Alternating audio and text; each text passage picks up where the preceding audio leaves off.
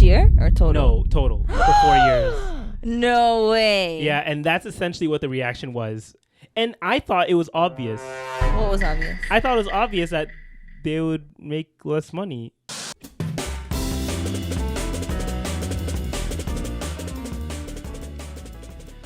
I'm sorry, Sarah. I'm so sorry. We literally cannot recreate that cover. Welcome back, guys, to The Cousin. I don't even want to do this anymore. I'm sorry. Connection. Sarah, come on. Podcast. No, we're going to start this again. Okay. Welcome back, guys, to The Cousin. Connection. Podcast. I could try and keep that. Please. Does it not have audio? What? It does have audio, but it's not going to sound as great. That's okay, guys. Excuse us. No. We can't do that to them. Should we? They'll understand. Will they understand? That was such a great By the conversation. way, if I do start it from here, it's mainly because I might have forgotten to hit the record button on the audio before we started. You know what? This is a 50-50 thing. I feel like Sarah could remind me because we were looking at it. We were literally testing our volume. We were both, testing this out. Okay. She did mention even in the part that, before record, she did say she's a producer. Yeah, for the video content. I don't know. Maybe I'll keep the audio. Please. Okay, I'll keep it. Yeah. You know what? It's gonna be a busy week coming up for us. There's a lot going on. As we teased last week, this week we are gonna be leaving the country, and a lot has been leading up to that. So. It's been pretty busy up to now. And for smiling extra big, it's because we cannot wait to be on vacation, to be completely honest with you. I'm honestly I'm not super excited. I'm excited, but there's been so much else going on. I'm excited. No, you're not. I'm excited. You're not excited. You know what? That is a big part of it. Okay? I know it is. Just knowing how much our banks are going to be suffering, our pockets are going to be suffering this summer. From all the things going on. Don't remind me, okay? I know, right? At least, never mind. This is what I've been saving for, okay? I'm just not going to say a summer like this where everybody just wants to get married somehow for some reason. I don't know, man. But yeah, so what? Nothing. It was an inside joke between me. I see. But yeah, so that's not been exciting. And honestly, I was talking to someone about this. I was like, I miss the days where I used to have that innocent childhood excitement. Mm-hmm. You know what I'm talking about? Where you used to get excited for something that you're anticipating coming out. For me, it was usually when I was a kid. Coming out? What? What are you talking about? Okay, no Diddy. No, I know, but what are you talking about? What are you talking about? Like when you're a kid and you're waiting for a game to come out. Oh, yeah. The simple things in life. You know what I'm talking about? Yeah. Back in the day when you'd be a movie's coming out, when the first Marvel movies were coming out as a kid. That excitement, I haven't felt that in so long because now there's so much more responsibility around those things. Listen. What? Let's have a little pep talk, okay? What? Don't let the value. Why are you laughing? Go. I'm being serious. Okay, go. Don't let the money that you spent in exchange for your happiness, whether it's a vacation, whatever. It's not only that though. That's a part of it. And then the planning that goes into it is stressful. But it's not only that. It's it? I'm telling you, it's the innocent nature of those things. It's the fact that there was literally nothing else going on in our life to the point where the one thing, literally just a video game or a movie coming out is all you could think about, all you could get excited for. You're literally counting down the days for this to come out. What? You don't feel that? I feel it, but there's so much else going on in life, things that are happening before and after it, that get in the way of you feeling that pure excitement for it. I think you have to adjust your mentality about it. Sure, yeah. I'm not saying it's right. I'm just saying that's No, I'm giving you unsolicited advice. Adjust your mentality to say, okay, the next couple of months of my life are going to be extremely busy, very eventful, exciting, filled with happy times, inshallah. And so I just have to brace myself for all that's to come. I wish I could think that way, Sarah. But you know what? I'm not as strong as you, okay? Yeah, you are. You can do it. But I think it's also the fact that those things were very, not selfish, but there are things that you as an individual are looking for. It's not anything that really affects anyone around you. It doesn't include anyone else. This is just something for you. And I haven't had something like that that's literally just for me. I'm being selfish right now, okay? Can I be selfish for a second? But you're allowed to, like, your feelings around something that's coming up are your feelings. No one can take that away from you. Yeah, but I think it's just the fact. Also, it might be my people pleasing aspect coming out, or personality coming out, where like you want to make sure that it goes perfect for everyone else involved. Honestly, for real, like that. Trust me, as a recovering people pleaser, yeah. Like you. Oh wait, Amir. I feel like the conversation it's gonna sound like trash. I'm gonna use some AI to like figure it out and hopefully make it sound better. Inshallah. So production on this afterwards is gonna be crazy, but I'll try and make it work. Okay. You guys, you'll know if he kept in the first 5 minutes. Yeah. It was actually a really good conversation. We were having a real heart-to-heart here on camera. I just hope because also our mic is covered, so I don't even know if that will work. But essentially what I was talking about, I may or may not keep it. What I was talking about was like how I lost that inner like pure excitement for something as a child, like they used to have as a child. Like back in the day, I think I'm coming from a guy's perspective, like when a new game would come out or whenever you see a new trailer for something and it's like maybe 2 months away, for that 2 months, whether it be a game or a movie, you're just like counting down the days. Every day that you get closer to it, you get even more and more excited until it finally like reaches that day and you're able to actually like experience whether it's the game or the movie. And like recently, because of all the things going on in our lives, like it's hard to feel that pure excitement, like unadulterated, like just there's nothing else when you're a child, there's nothing else going on in your life between you and that thing coming out or happening. So you have the privilege of like just focusing on the pure excitement for that thing. I understand where you're coming from, because I would be lying if I was like, yeah, I'm so excited and I have no other thought in my mind. Yeah, exactly, right? So that's what I'm kind of being nostalgic for, right? I'm not saying it's completely right, but just that idea that like there's no other variables that you're thinking about when it comes to that thing. So I think that's what I was trying to get at. Why were we talking about? Oh, yeah, because we're going to Australia. I guess we just told them now. What? Did we say it before? I don't think we told them. Oh, did we not? Maybe I not. might beep it out. We'll see. We're going to Australia, yeah, mate. How did they say it? And that was not a good Australian accent. That was an amazing Australian accent. I don't know what you're talking about. I know that all of them that are watching are going to be like, I thought I got a new host for a second and that she came from Australia.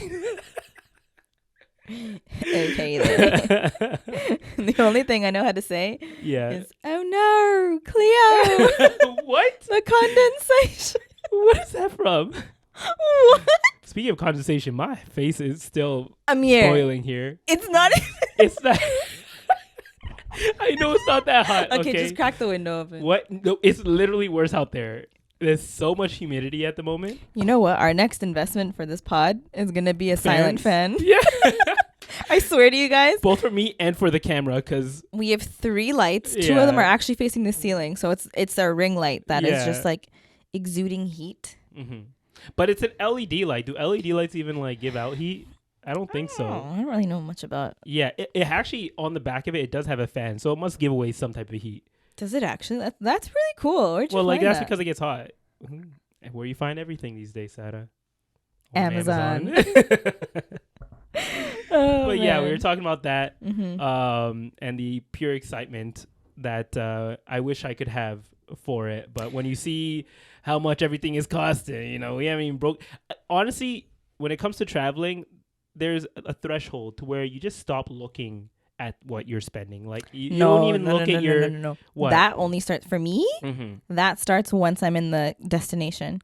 But I will say, the pre-travel prep is so much more expensive than the trip itself. Yeah, it is. It hurts my heart. Yeah, we're gonna be getting a lot of guest passes hopefully from people where they it's like, oh, you're a guest, and when they offer, it's like I'm not even gonna fight it. I'm gonna be like, yeah. I am your guest, am I not? Okay. No, I'll give it to the Aussies. They're very generous. Not that we expect anything from you guys. Okay, we expect are coming. A lot. What are you talking about? Stop it. What? I'm playing. Okay. I'm not. They're gonna watch this, and they'll understand. Okay. This episode is gonna come out the day that we fly out, inshallah. Oh yeah, it is. Yeah. Hopefully I get it edited by then with all that stuff going on. I'll get it done. Okay, I'll get it done. We're also filming this a little bit later in the afternoon too. So yeah, between like trying to pack while working full time and doing everything else that we've been doing this weekend. Yeah. Feel like I'm losing my mind. Me mind, actually. Just think of all the points you're gonna be getting from this. Points for what? What? Points for what? Like from paying all the stuff that we're preparing, right? And also just think about, does Australia have like nice beaches? They do, but it's fall. But it's, you know what? We're still going. That's the thing, man. We're going to Australia like when it's getting colder as well. I wish you experienced it the way that I experienced it for the first time, because it was just like. Why are you trying to make it sound like no? We're still going to go to the full experience. No, you are. We're still going to go to the beach. Yeah. Even if it's freezing, we'll just take blankets or whatever. But like, imagine it's like 30 degrees with a nice cool breeze from the ocean. And you're just on like soft sands with no bugs, no crabs. It's just smooth. Yeah. And you just like chill, and the breeze just like hits you, and you just hear like the I wish we could get a moment like that. I think we will, because they have so many beaches, and the area that we're staying in has a beach that's close by. That's very nice. I remember going there like our first day.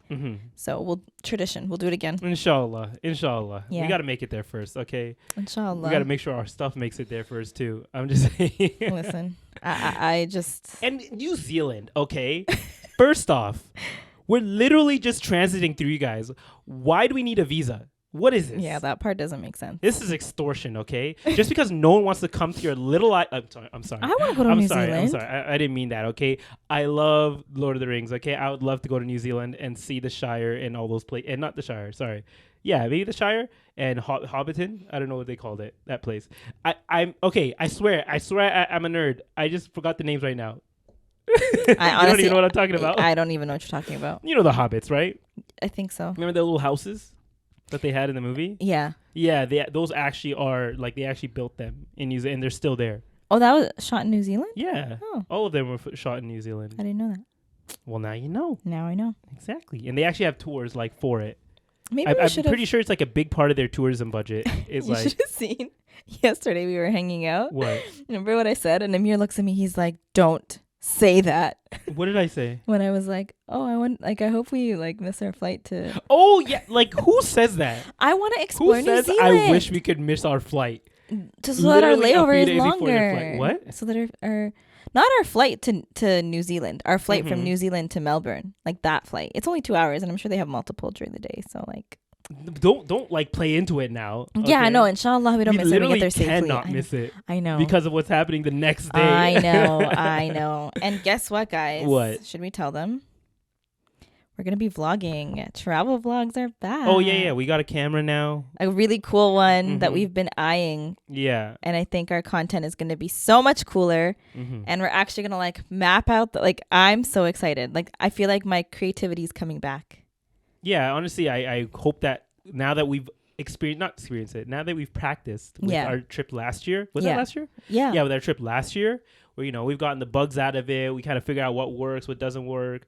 We figure out, what we should be doing, like actually talking to the camera. Yeah. But I was surprised. Because we watched the vlog yesterday. We did pretty good. Yeah, and I was like, I don't remember doing this. Okay, I know I'm like talking myself up here. I'm just saying. I don't remember. Like, we were watching, I'm like, I don't remember the vlog being this good. It was good. I watched it. I'm specifically talking about the first vlog from Sweden. when we landed in Sweden. Yeah. Like that one, I was like, okay, whoever edited this, amazing job.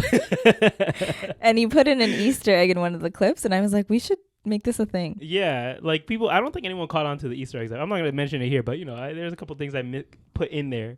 Yeah. But, yeah, I was like, oh, you know what? This is actually pretty entertaining. It was. I thought it was hilarious. And there were many moments when we did the chocolate taste test. Yeah. And we both, it was so random, but we decided to film it. And then we had the exact same reaction. We both just stare at each other at the exact same We're moment. like, did we like this? There's a lot of good moments there. There's the salmon sandwich moment, the bombastic side eye moment.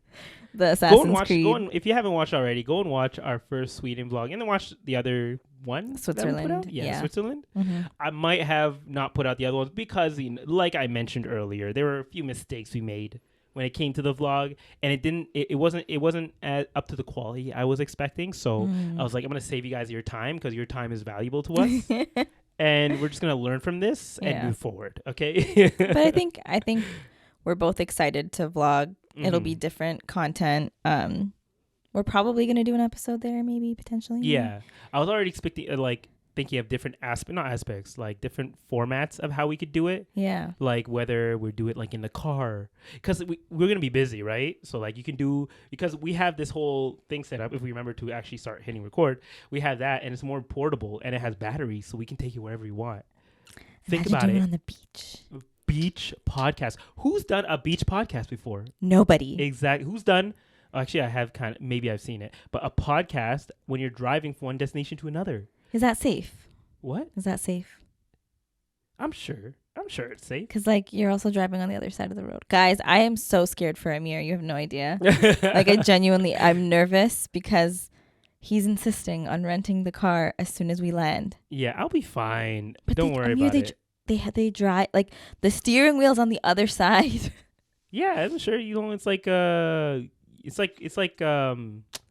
after you work out it's like when I play video games, like there's maybe the tutorial stage, and that for us is getting out of the parking lot. And then, no. And then, I'm not getting in your car. Level 1 is like the highway. Did you not learn from your dad's experience? Okay, my dad's a different thing. He says he's a good driver, but after hearing what he did in Australia, that's crazy. My man was hitting parked cars with the side mirror. When he said that, I was like, "We're not driving there. I'm sorry." You know what? I'm very confident in yours and my driving skills here. I have a pretty good sense of personal space and what do they call that again? Like the range of most vehicles. As long as we get something that, I have very good spatial awareness. I feel you. Okay. So inshallah, we'll be fine, Sada. Don't worry about it. Okay. Best believe that's going to be in the vlog. Okay. Yeah, exactly. And, if anything goes wrong, entertainment for y'all. Oh, this is going to be fun. Yeah. Let's get to actually what we were supposed to be talking about. Okay. Yeah. Should I intro it or should you?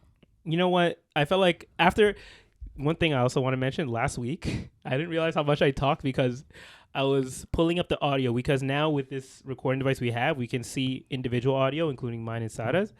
So you could see mine is like a bunch of like levels of me talking. Sada's is like blip, blip, and then it has like a little bit, then another blip, blip. It's like, damn, did I talk that much? You could have told me to shut up at some point. No, okay. I was listening to what you had to say. Yeah, but I didn't realize how much I was saying. That's okay. But you know what? I'll let you take it away today, Sada. We welcome that here. So, last week we were in the last couple of months since we've started this podcast, really, we've highlighted, we like to highlight different, I don't like to use the word conflict, but things that are happening around the world, tragedies that are happening around the world, good things that are happening around the world. And we focus on different areas. Obviously, one that has been predominantly highlighted on our channel is Palestine and what's been happening to the Palestinians.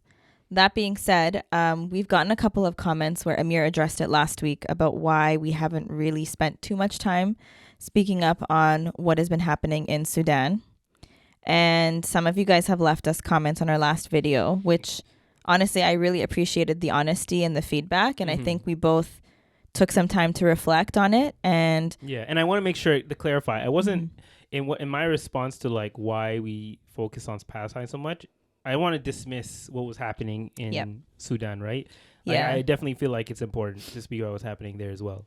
Yeah, and so we wanted to clarify, like, the Sudanese brothers and sisters are literally our neighbors, like right next to Ethiopia. And so, and even if they weren't, what they've been going through is actually a very severe crisis, humanitarian crisis. And so we wanted to spend some time in this episode to really just highlight what's been going on, to do better and to learn from our, I don't want to call it a mistake, but just to grow. Like, the whole objective of this podcast is we don't claim to be experts on anything, and we're totally open to having discussions and hearing feedback from you guys and learning, and our minds can be changed very easily. So not easily, but what I'm trying to say is we're trying to do better here. So we wanted to kind of just discuss what's been going on in Sudan. Basically, to give you like a high level summary, I have my notes here because we did our research. I don't want to misspeak, but what's been happening is in April of 2023, so last year, basically a whole year ago. And this might be actually a rehash because we did speak about Sudan at one point. We did, yeah. And give like a quick overview. Yeah. Of course, at that point, I didn't have all the facts, or like I even think I got a couple facts wrong. I didn't know a couple of names, but hopefully this should clarify a lot of that. Okay. So in April of 2023, there was a war between the Sudanese armed forces and the Rapid Support Forces. So that kind of started off, and at first started off as an isolated attack on each other, on both groups. And to kind of give you like a rundown of who's who, the Sudanese armed forces is the government. And then the Rapid Support Forces, they were actually formed, I didn't know this, but they were formed in Darfur, and they were used by the government to put down a rebellion.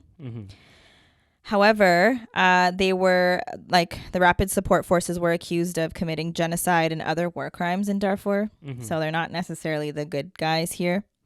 And so in recent times, the RSF wanted to be integrated into the Sudanese armed forces, but the Sudanese armed forces didn't want no parts in it. And so from there, that's when the war broke out. Now, it started off as an isolated war between the two military groups, but then it kind of just escalated really quickly, and now it's turning into like a full-scale civil war within Sudan, because it started off in Khartoum and then kind of started to like spread to other regions of Sudan. So why are people calling it a humanitarian crisis if it's just two military groups that are fighting each other? It's because it's actually causing like millions of Sudanese people to be displaced from their homes. And the RSF essentially is trying to break the morale of the Sudanese men to try and force their way and to gain control over Sudan. And so by doing that, they are raping women. Children are just like severely malnourished and basically facing starvation. Not just children, all of them actually. They're not going to school. They're sleeping outside because they're no longer in their homes. There are attacks happening daily. And because the RSF took control over the government buildings and the Khartoum International Airport, they're not able to like leave and flee the country because they have control over the airport. And out of fear of being killed or attacked or jailed, the Sudanese people are not able to like post what's been going on the same way that Palestinians were able to do it. And we were all in the know because it was all online. Whereas with the Sudanese people, because they can't post it, they're relying on all of us really in the West to speak up on their behalf. And so I can totally see why people were like, hold on, why aren't you guys talking about it? I get it now. And I totally understand. And you know what? That's our bad. And I believe I responded to a couple of the comments to say that. But when I started doing my research, I was like, oh my God, this is actually like pretty bad.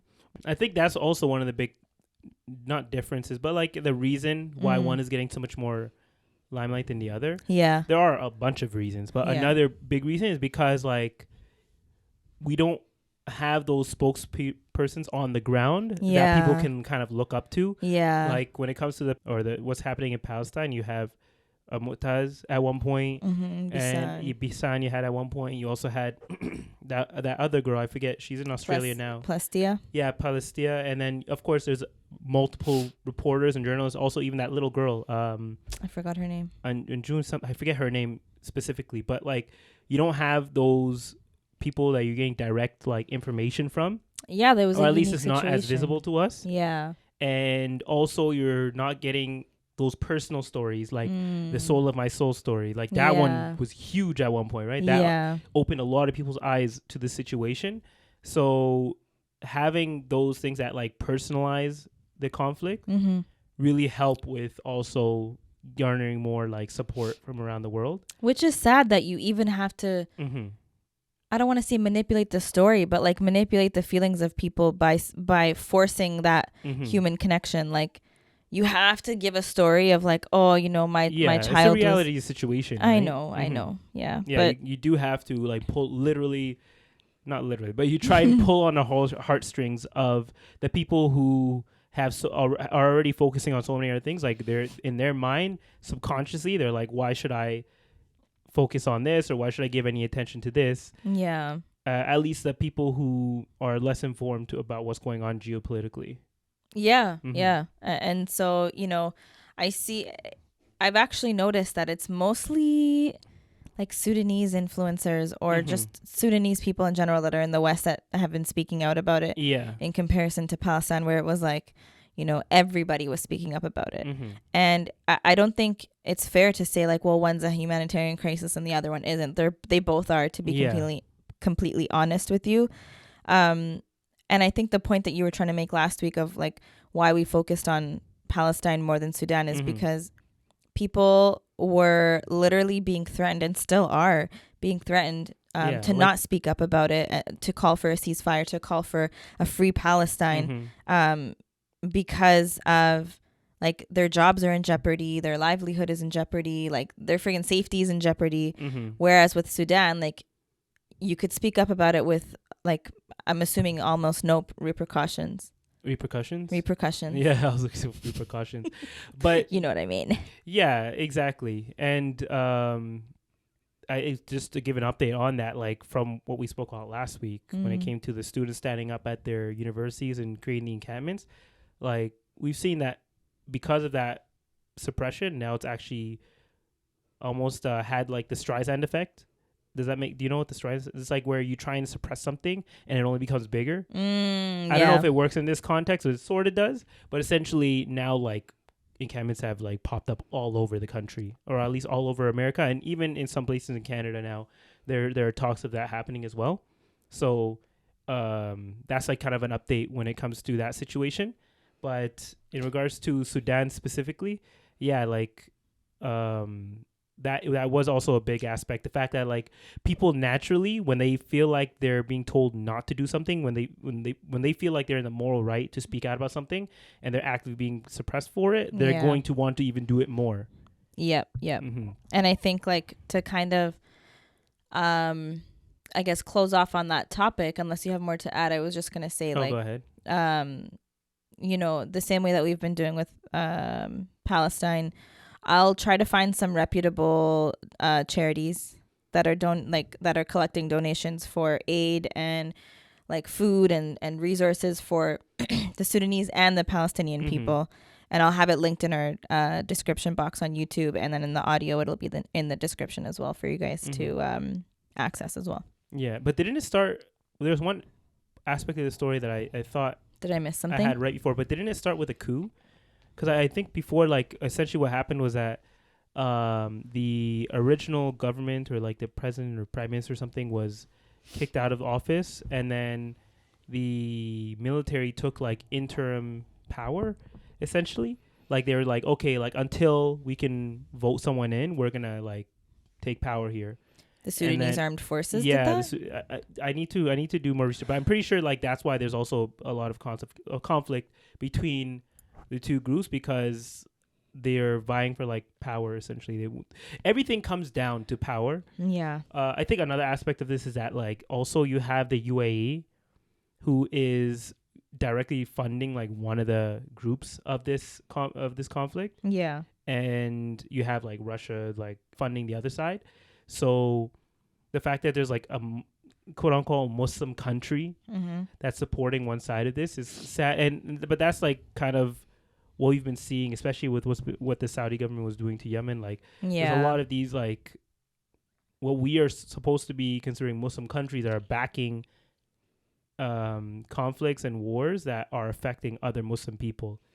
Yeah, I kind of lost faith in like the Muslim. Yeah, because at the end of the day, it comes down to power. Yeah. Like before even money, it always comes down to power. Yeah. Because if it was about money, then Saudi would have no reason to start involving themselves in all these things. I agree. Because they already own they make so much in the trillions of dollars of oil that they sell every year. I know. And it just like more than money, it's the power and the influence, right? Like if you're able to maintain that power and influence, and other countries will follow suit with whatever you say, or it's kind of like a give and take, right? Like you scratch your back, I'll scratch yours. Do you think it's like a double-edged sword though? Because or not? I don't know if that's the right term as well to use there. I think it is kind of a double-edged sword because essentially it's if they don't go for the power, then they'll be overrun by the Western governments. But if they do go for the power, I mean, if they do go for the power, then it requires them to do things that we would consider or are unethical and essentially bring them down to the levels of the Western governments that we currently are chastising or criticizing. So you're kind of like, what are they supposed to do? Yeah. I know I'm always trying to be the caveat guy. You know what? You are. I know. I have to always. Me as a person, I just always have that thing like, like why? Because I don't think anyone is. There are some, but I don't think a majority of people are like inherently evil. They just have. Essentially like I think that the people in the maybe Saudi government or the UAE, like they believe they're doing things for the greater good of their people. I don't think they care that much about their people. What? I don't think they care that much about their people. I don't think or so. like they think they're doing okay, maybe they're not. They might disguise it as that, but I don't think they care that much. So, but because I'm assuming that what the religion they believe in, like they actually do believe in those things, because then we are also implying that they don't believe in those things. But no, because two things can be true. You can still believe hold in those religious beliefs, and no, you can still be a Muslim, because remember, we've said this before, the religion is perfect, Muslims are not, right? Yeah. And someone can still be a Muslim and have corrupt values or have corrupt view, especially when they come into, you know, a lot of power and a lot of wealth where they can literally do whatever they want. So I don't know if they might disguise it as like, you know, we're doing this for the greater good of our people, like similar to when we said about Jordan and Egypt, that we're trying to block the missiles from Iran. I think at the end of the day, they're just trying to appease to who currently has the most power, which that doesn't even make sense to me, but I'm going to save my opinion to myself. But, you know, if they're trying to appease to the one country that does have the most power, or they fear the backlash that could potentially come to them, then, you know, are they even really powerful then? Like, I wouldn't consider Jordan or Egypt powerful. They're just appeasing to Israel right now. Well, yeah, because they know what would happen. Well, to the Western governments in general, right? But don't you think if all of the Middle East banded together, with the exception of Israel, but if all of the Middle East banded together, I feel like they would be so much stronger than the West. That would be in like a perfect world. But a lot of these people have, like, even we know in Islam, there are so many different sects in Islam that have so many, like, look at what happened in Lebanon. Yeah. Lebanon, I was literally speaking to someone recently about Lebanon, and there are so many factions within Lebanon that there are certain streets that you as a Sunni Muslim can't go down. What? There are certain streets you as a Sunni Muslim who like maybe is at part of like Ahlus Sunnah wal Jama'ah, or like is part of a different sect within that sect, can't go down. Or you might be part of a rebel group. There's certain streets you can't go down. Like there are, even within our people, because people are still people at the end, they're gonna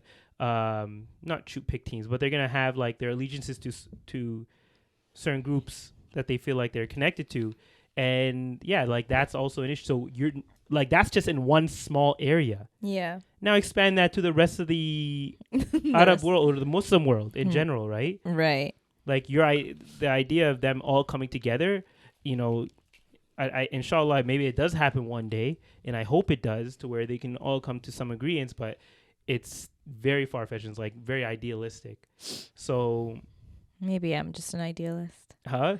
Maybe I'm just an idealist, but like I'm just trying to understand, like, maybe the But it goes back to that thing you said. Sorry, I cut you off there. No. My bad. Is the thing you said, like, where, like, Islam is perfect, but Muslims aren't, right? Yeah. That's what it is. Like, I mean, I'm right. Exactly. So the situation globally, like geopolitics wise, is very gray. Yeah. And we do have the things that we are pushing for and hope that happen, especially when it comes to what's happening in Sudan. We hope that the people at least are left out of the situation. You know, whatever those rebel groups do, no, not rebel groups, but those groups do to each other, RSF, military groups. That military groups do each other. Yeah. Like, if you can leave the people out of it, you know, that's also ideal. But and if we have anyone that's like listening to this and you are Sudanese or you have, you know, family members that are directly impacted by this, like, you let us know, like, what can we do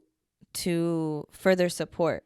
Like, I know we can donate, but like, what else is there to do? Like, let us know. And I'm not asking that in like what can we do? I just mean, like, you know, let us know in the comments or DM us even. We can have an honest conversation. I'm totally open to that. And Amir, I'm sure, is too. I'm just like volunteering us for this. But. Yeah, I think we're doing our part in informing the people. But it always comes down to just donating and making sure that the people who are being affected by this are at least getting some type of housing and getting some type of like food and being able to at least have some semblance of life. You know, like any issue going on in the world, like the minimum, as long as we can provide like the minimum necessities to life. Why? I don't know. Guys, I might be cutting away from this throughout the podcast, but Sarah has yawned at least like 10 times in the last 5 minutes. It's like 5 times. I don't know. I'm not even tired. I have the energy.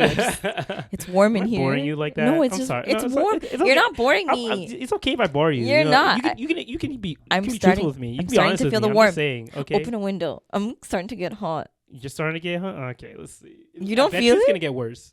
It's so humid outside right now. There we go. Okay. I'm trying to see if I'm feeling it. We're not. Okay. But yeah, so, you know, inshallah, everything works out. Yeah. That seems like such a dismissive too. I know.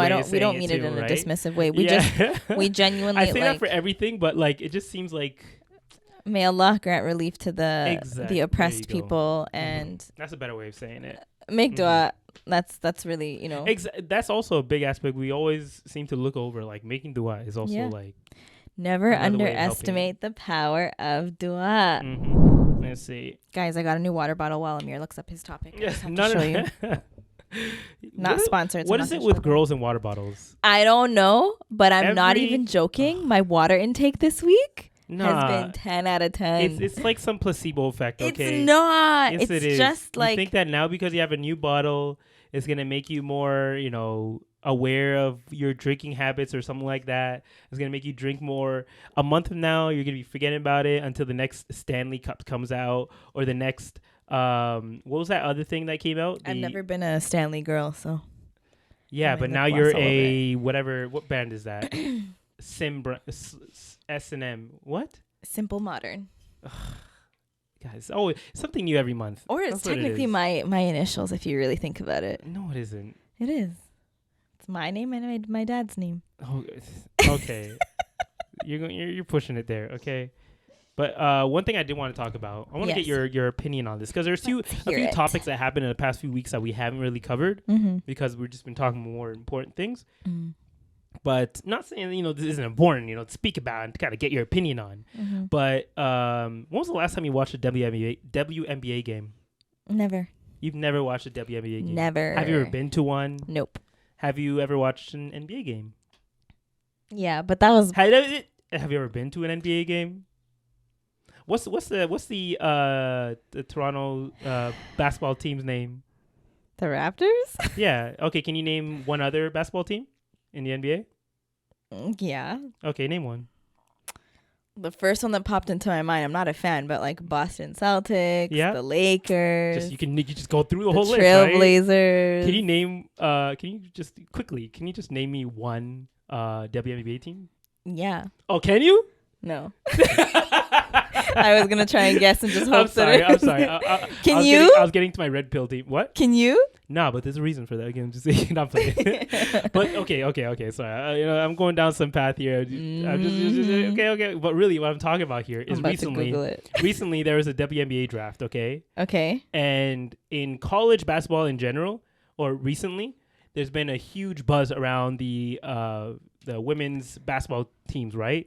And there's like they're actually getting a lot more attention for both men and women. Okay, you can't look it up. That's cheating. You can't look it up on Google. Why did they pick these names? It seems very sexist in my opinion. Why? Okay, give me a few names here. Okay, Indiana Fever, whatever. Mm-hmm. Washington Mystics, Atlanta Dream, Chicago Sky, Connecticut Sun. Like, why so like feminine type of? What? You're implying that yourself. No, that's just the vibe it's giving me. Minnesota Lynx. But it is a female league. Yeah, but it doesn't have to be like overtly feminine. It could just be a normal name. How about if it was a woman who actually chose that name because she thought it was cute? Okay, but what I was getting at is recently there was a WNBA draft, and there's a lot of buzz around it because of what happened in the women's basketball league or college league, right? Because there's a lot of buzz around it. There's a girl called Caitlin Clark. Yeah. Who's getting a lot of attention because her game was amazing. She was making crazy shots. She like really brought some attention to the game of like women's college basketball. And the draft happened, everybody was like, she's, everybody's attention on her. Like, yo, she's going to get it. Everybody was excited to see which team she would go to.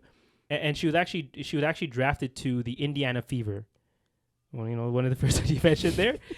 And her contract was for a whole $338,000 for a 4-year contract. Each year?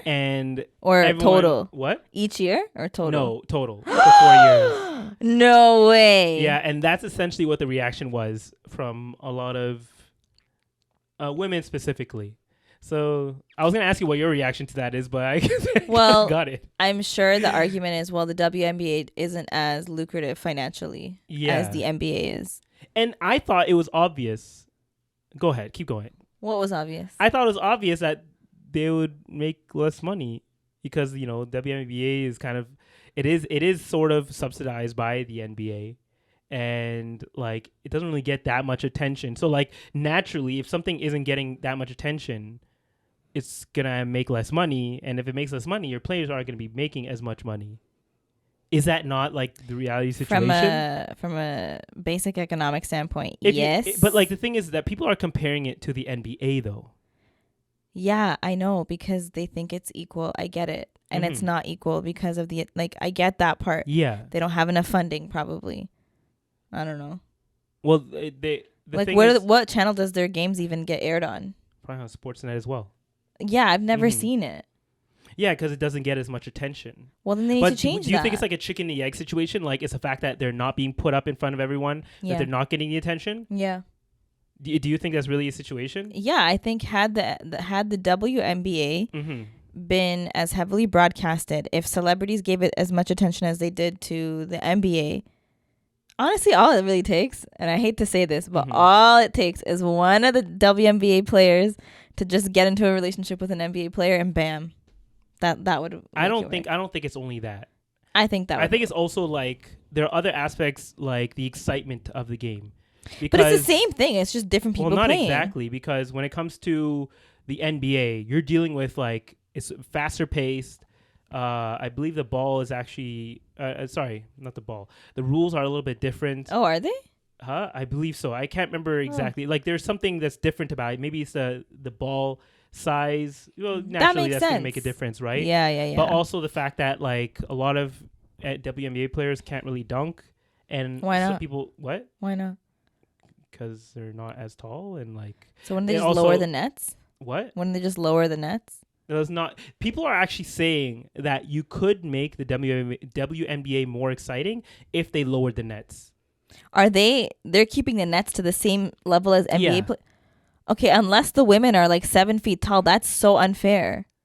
But I guess that could be an argument made onto how they could bring more attention to it by bringing down the nets. Yeah. But then that changes everything. And like because all the players who have been playing basketball for multiple years at this point are used to that net. It changes your shot trajectory. It changes like the habits that you've built up over the years, right?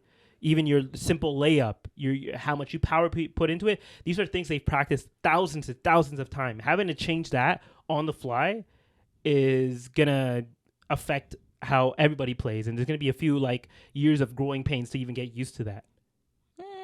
Like that's a huge aspect of the game to change.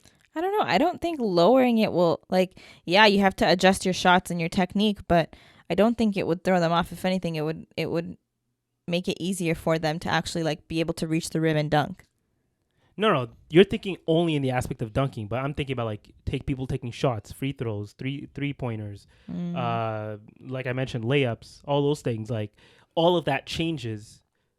Because like it's almost like any task you do. Like say you're doing a task a million times where you're literally just like moving something from here to here, and to the point where you can literally close your eyes and still do the task. And then let's say someone moves it 30 centimeters to the right. Mm-hmm. Like you have to basically start from the beginning again. It may seem like very simple thing, but you're essentially starting from the beginning. It's a whole different movement essentially. I mean, I get it. Mm-hmm. I do. I understand. But I think just the reaction, I don't know why people thought that it would be like out of nowhere these girls will be getting multi-million-dollar contracts. But what could be, people should be excited in that, like, because she brought so much attention to the game, now there might actually be an argument to be made in the future to pay these players more because there's more attention to the game. Like, we'll see if in the next season, as in the upcoming season, if more people start showing up to the games, WNBA games. I believe they're starting to air them more on like more of the games on the sport channels. So if they start to see that, because at the end of the day, money is what everybody is focused on, right? Or like that's what their incentive is. Right. So if they see that there's money to be made here and that there is attention, they're going to capitalize on that. Of course, they're not going to continue to not give it as much attention just for their own, like, I don't know, misogynistic tendencies. Well, hopefully with that attention also comes more sponsorships too, because more sponsorships means more money, right? And one thing to actually speak about when it comes to sponsorships is that, like, sure, she's making $338,000 a year or over 4 years, but that's not accounting for all the sponsorships she's going to be getting and all the other deals she's going to be getting. Because, and also in the off season, what a lot of female basketball players do is they actually go overseas and they actually make more money doing that. That's how much she makes a year. I make more than her. Well, show it to Sarah just did the math, and she makes technically $84K a year from that, and that's not accounting for taxes, because like with taxes, like almost 50% of that is gone. No, that's criminal. Okay, no. Now I'm outraged. Now I'm like, that's criminal. Well, that has actually been a big topic because a lot of WNBA players, they end up having to get like second jobs. Sometimes they're working like part-time jobs to be able to pay for. Are you kidding me? Mm-hmm. No. Okay, then the outrage is well deserved. Is it though? Yes. But if there's no money to be made in it, the WNBA has some money. Like, there's no way they have nothing. Whose responsibility is it to get them onto those bigger stages? Is it the people who have the keys or the people who are running those platforms like ESPN or TSN or whatever? No, those are just networks. Exactly. It's the NBA, the corporation, or the WNBA, which is a subsidy of NBA. So it is getting subsidized by the NBA. And so are you saying that it's the NBA's responsibility to be able to like... Yeah, collectively, the both of them. And I believe they are trying to push it up, but I think it's just the attention is not there. Because also... it's that whole like stereotype of how like, you know, men are usually the ones who are watching games and like women are kind of actually, a lot of times women actually prefer not to have a guy who's into sports because they know how men are when it comes to sports.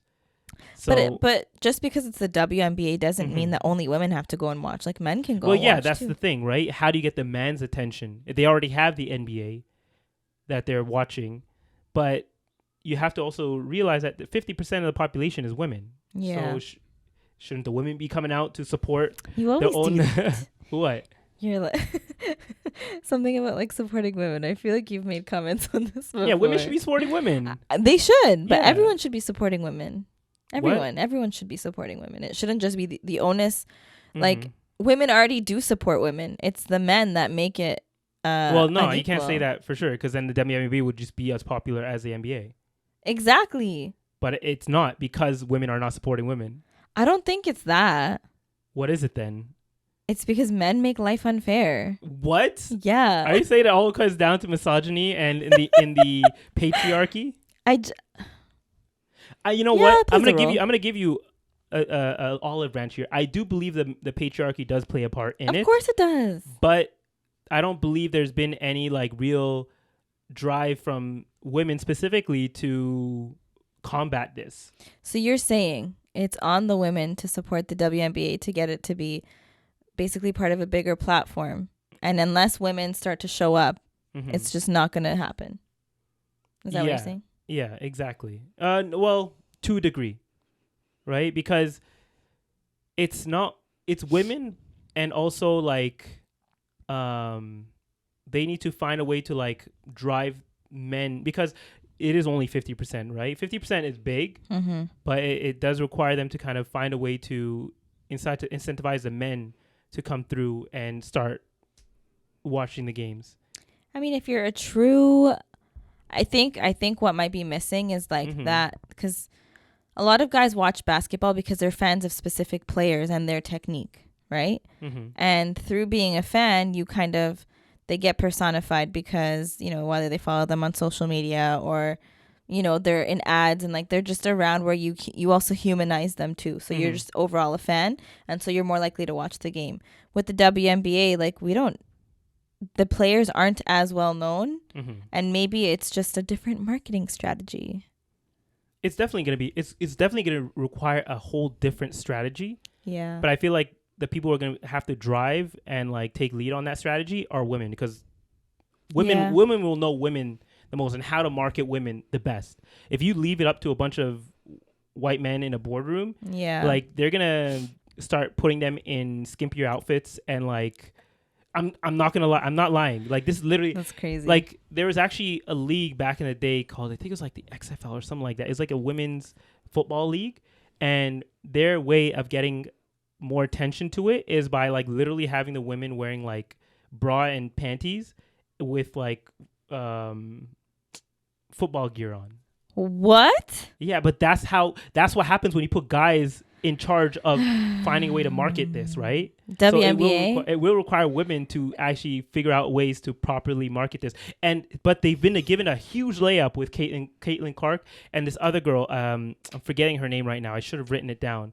Do you want me to Google it? Maybe. I think her name was like Ashley something.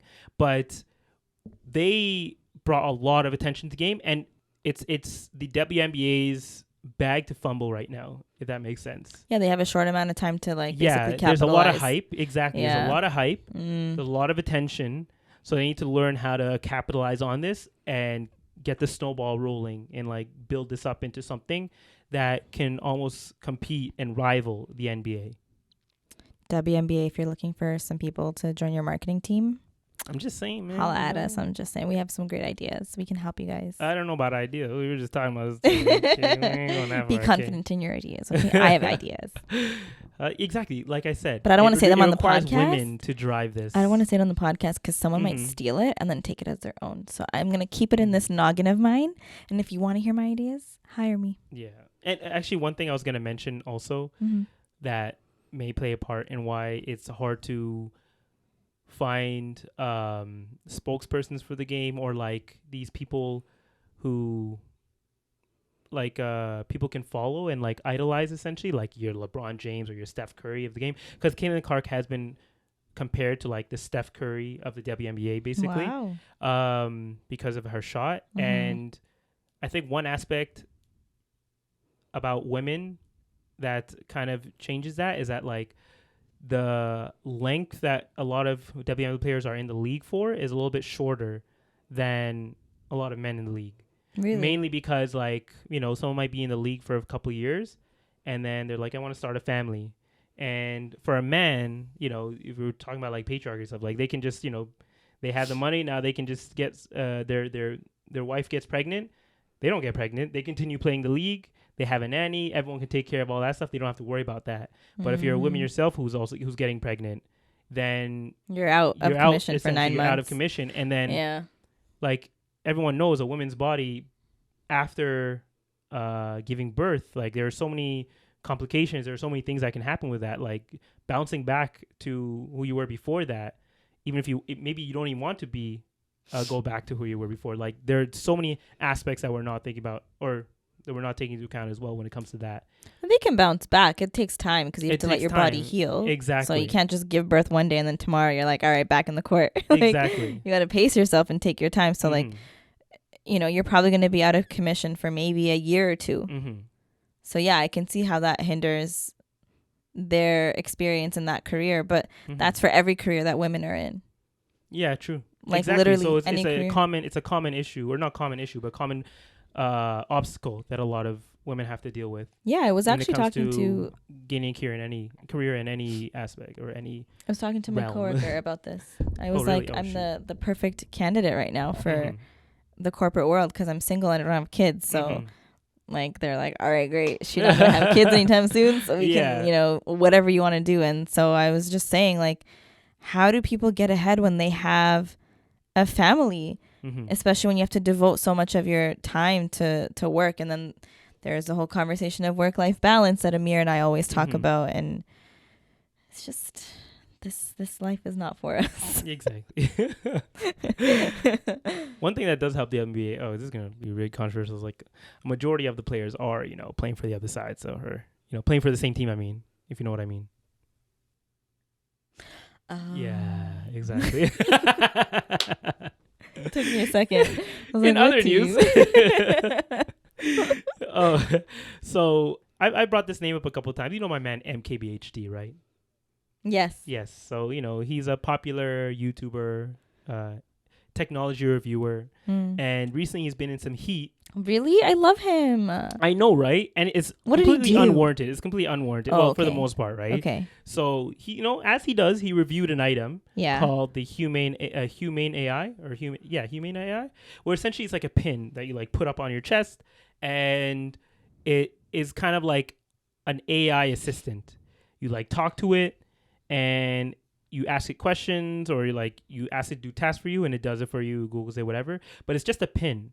It doesn't really have a screen. It does have a projector on it, so when you put your hand out, it actually projects certain things on your hand. It sounds cool, right? But it didn't work. It sucked. It literally, like, there were so many things wrong with it. Sometimes it would actually get hot. And because you have it, like, it's on your chest and it's just being held with a magnet, it would literally start, like, heating up your chest. Oh, my God. And the battery life was horrible. And there were just so many things wrong with it. And it was not ready to be put out on shelves or anything. And they're asking customers for $700 for this thing. That wasn't even, like, fully and people were buying ready. Well, no, they gave it out to him for review, right? It was a new product. And he got a lot of backlash for that because he literally said, don't buy this. This product is horrible. And he got a lot of backlash from the people who made it, but also from just people in general who are like, hey, you're about to tank this company. Because, of course, it's their first product. If he gives a bad review, he's a big YouTuber, like, it could tank the company. And people were saying you should be more responsible with how you give reviews. Because he's being honest. Exactly, right? And he actually posed the question. He made a video follow-up. He's like, do reviews kill companies or do bad products kill companies, right? And everyone, I think the obvious answer is that it's a bad product that kills a company, because it would be one thing if he only had a bad review and everyone else had a positive review. Then you could make a claim or like a case for how he's being unfair or like he may have like a bias. Yeah, he may have a bias or some sort. But if everyone else is speaking the same tune, coming out with negative views on these things, then you're just trying to sell a bad product. I think so maybe he's saving these people from that. Well, I think maybe what they were looking for from him was, you know, he can say his criticisms of the pin and then maybe put in his suggestions. But then, like, that goes into, like, consulting. Like, maybe they should pay him for that. And maybe they did pay him to review it. No. He doesn't get paid for any reviews. Okay. So then, you know,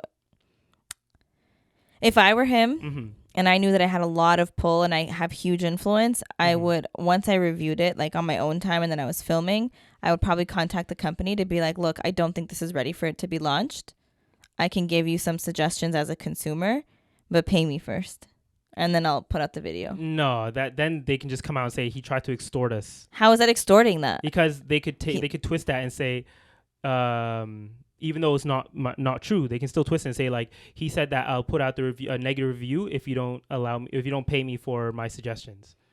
Then he can put out a negative review and give like a couple of suggestions. But yeah, like of course he in most of his reviews he'll give suggestions for what would make it better. Yeah. But ultimately, like a review is a review. It's up to the company to come out with a good product or not. That's right? true. I agree. Like especially when you're asking $700 for something, if it's not ready, like sure your pocketbooks might look bad, but like how if someone was saving, you know, they had only $700 saved from the past few months. They're like, what can I spend this on? And they saw this come out, and people were giving like false positive reviews. They buy this product, and now they're down $700 on something that doesn't work. But that happens all the time with makeup too, where like there will be a new release, like either it's an influencer brand or a celebrity brand or whatever, but there will be a new release of like foundation, for example, and people buy it and it's like horrible. It separates on your skin. It doesn't make your skin look nice. And you know, maybe part of their marketing scheme was to push it out to influencers to review. They all give it a negative review, and then it's back to the drawing board. Like, okay, how do we make this formula better for people, for the consumers? Well, yeah, to that's what's enjoy? supposed to happen, right? Yeah. So then, why are they getting mad at him? Because that's the whole thing. They're saying, oh, you have so much pull, and you have so much influence that your reviews now have the ability to tank companies. And I think this is also compounded by the fact that he made another review, because he's been recently reviewing, well, he's always been reviewing cars, but recently he made a whole channel dedicated to it, and he reviewed a car called the Fisker, which was a fully electric car. And same thing, like he drove his car and he's like, this car is not ready, the interface doesn't work properly, the whole car is just horrible, like, and you know, he gave his notes on what was bad about it, and he got a lot of backlash for that because that company ended up, I think, filing for like bankruptcy not long after that. But the thing is, if you look at like they're on the stock market, if you look at their trajectory of their stock, it was already on a downhill drop or downhill climb, whatever you call it. Downhill trend. Or downtrend basically. So how much can you really say it was on a decline. I don't know how I forgot that word. But like how much can you really say that like his review played a part in that? Sure, it might have played some part in it, but rightfully so, because if you have a bad product, you're going to get a bad review, and then it's like up to you to how you come back from that. And the way they reacted to it was horrible, because I think he wasn't given the car directly by them. He like borrowed the car from someone who owned the car, right? And they came out in the worst way possible, saying like, "Who is this guy? We don't even know him. You know, what does he have? What does he have any right to like say that our car is bad? Like, what's his credentials? All those things." And funny, like crazy enough, like some people who saw the review and people in the comments were kind of like saying those same things. I mean, like, you don't know anything about cars. Why? What right do you have? And it's like, yeah, but he's a regular consumer. If you want anyone to review a car, it's going to be your regular consumer, the person who isn't a car guy, right? Because you're going to be using it like any other person would use it, right? And this is an electric car. It's not like some like super sports car or something very fancy. Like this is something that an everyday person might buy. Yeah. So you'd want an everyday person to review it. And he's not saying that he is an everyday person, but like, why would you want someone who might have some bias, especially a car guy? Because essentially they're implying that like if a car guy reviewed it, there would be some bias there, and they might give some caveats that a normal person wouldn't, or some like they'll be more forgiving on certain things that a normal person wouldn't be. And I would want someone to be more honest with me, because you're going to be spending, especially for a vehicle, you're going to be spending, forget $700, you're going to be spending tens of thousands of dollars on this vehicle, especially something that's new. And like when it comes to electrical vehicles specifically, it's already a risk in certain cases, right? Yep. So you want it as honest review as possible. So that was compounded on the fact that like, I mean, that was also playing a part into the reaction that he got from this. That makes no sense. Like, I'm just thinking about it, and I was relating it to like makeup reviews, where in the past, like back in the day on YouTube, it was a lot of like pro makeup artists where they've mastered the technique and they could probably make mud look nice on your face. And so then with the rise of TikTok, and like through COVID, there was a rise in like just everyday people doing makeup tutorials. Mm-hmm.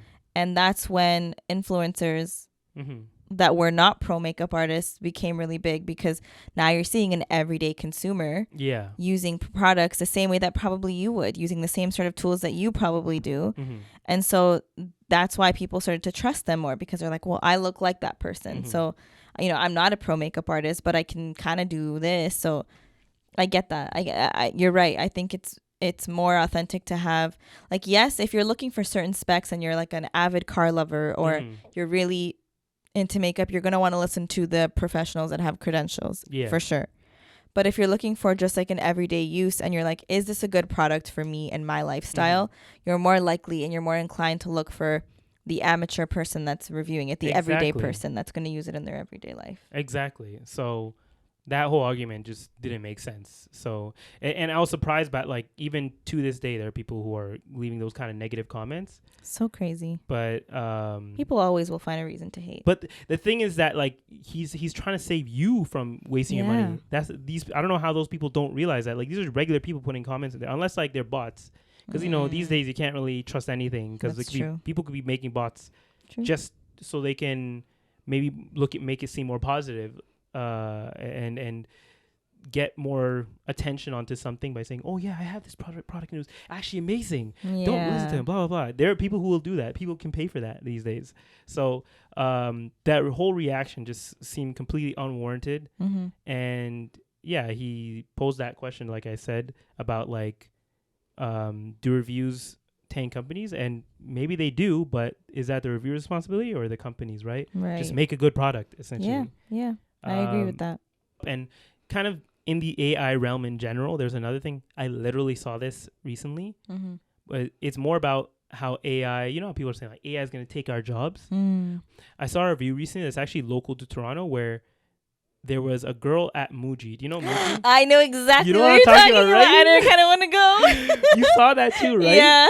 But she's like, okay, so to set it up, so she went to Muji and she heard that Muji had a cafe, right? She's like, oh, that's pretty sick. You know, Muji has a cafe. I'm going to go and check it out, right? So she walks in and she doesn't see anyone there. She's like, okay, there's nobody here. I guess they must be closed or whatever, right?